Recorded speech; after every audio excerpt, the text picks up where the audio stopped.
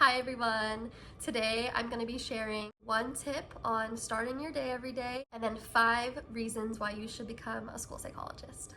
Let's go. My tip of the day is changing in your mind the phrase I have to I get to. It's really simple and I'm sure you've heard it before, but I've been really practicing this, and I'm also teaching this kind of mindset shift in social emotional lessons right now. So I've been really intentional at trying to do it for myself, and it can be really hard to remember to do, but when you do it, I promise it helps. I promise you.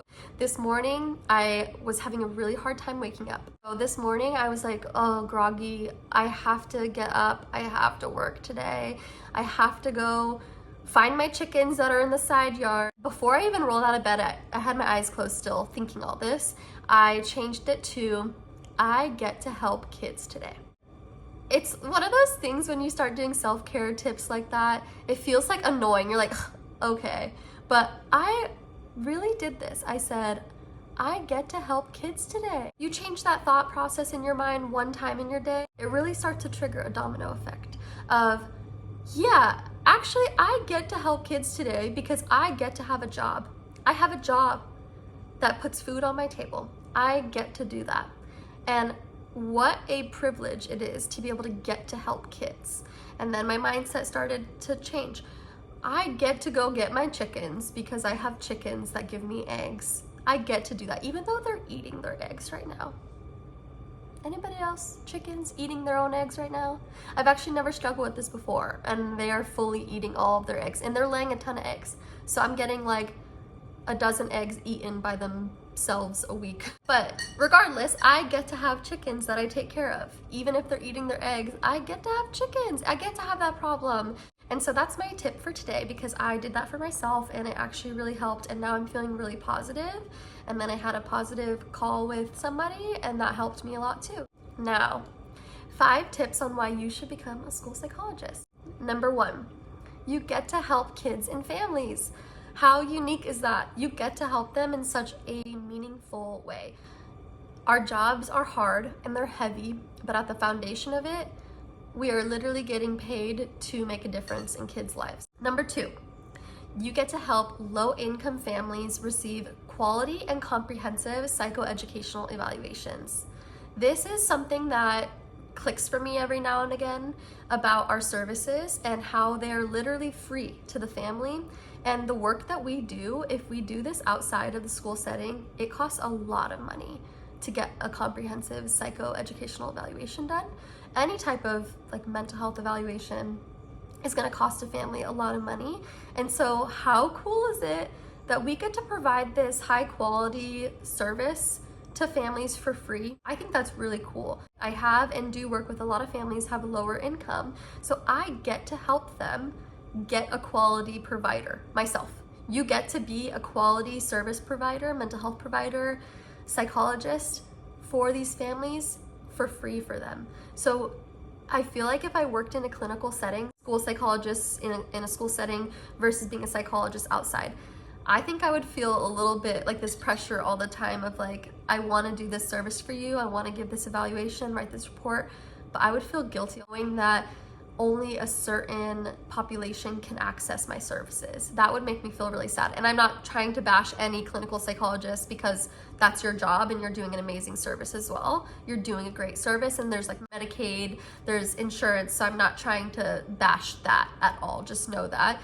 But I'm saying that for me, it just feels like a really unique and cool thing that I get to do that for free. Okay, number 3. You are a scientist practitioner. If you're an EDS school psychologist, so if you have your education specialist degree as a school psychologist or your doctorate, you get to be a scientist practitioner in schools. That's really cool in my opinion. So if you have interest in data or data analysis or statistics, if you like feeling like you're solving a mystery, which we're not actually solving a child's mystery, but when you're doing an evaluation, you really do kind of feel like a detective, like trying to get to that golden thread. You're trying to write a report with a golden thread tied to it. That is what I call it, and that's what I think a lot of psychologists and professors call it. Our job is all about being scientist practitioners, collecting a ton of data, and not data from one source, so we're not collecting data from one IQ score.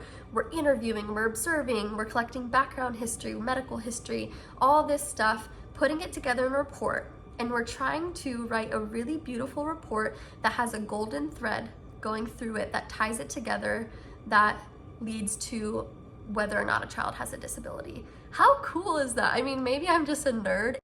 Going into school psychology, that's actually, I didn't know this was what our role was. I had no idea that we were scientist practitioners. I didn't know how integral our role was in special education evaluations.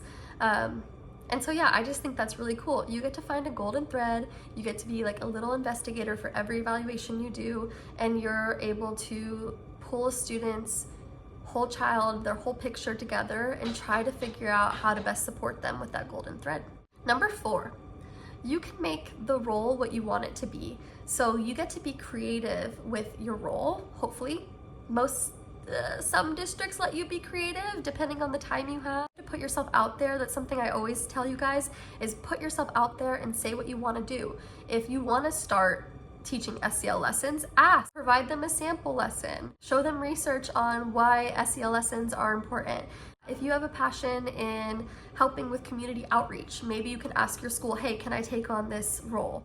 Can I be part of this team? Can I be part of MTSS or student support or success team? So you get to really make it what you want generally. Sometimes, yes, you're gonna be bogged down with so much crisis or evaluation that it's really hard to do those extra passion projects. But I really think that regardless of that, your attitude and your mindset can make this job what you want it to be. My foot's asleep. Number 5, you are valuable as a school psychologist. And I mean that. This is such a small niche. There are not a lot of school psychologists out there, and we're valuable in schools.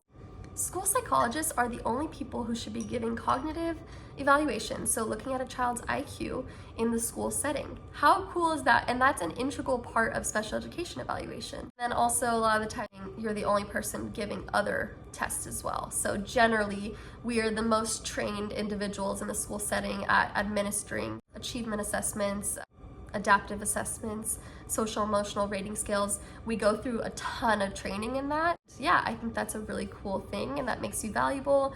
There's not a lot of us, so it means that usually jobs are pretty in need there. When you say you're a school psychologist, people are like, huh, what is that? And so it can open up conversations. I didn't even know what school psychology was until I was a senior in undergrad. So I was 21, 22, I didn't even know it existed. So it's a pretty cool niche little small community. If you're interested in those things, I hope you consider joining the profession and going to school. You can watch my other videos to see what some of the cons are, but I'm very honest about the struggles as well. So it's not all peaches and butterflies, but it can be a really rewarding job. I hope you take my tip with you to change I have to I get to in your day today. And yeah, comment below if you have any questions or if you want me to make another one of these videos. Thanks, bye.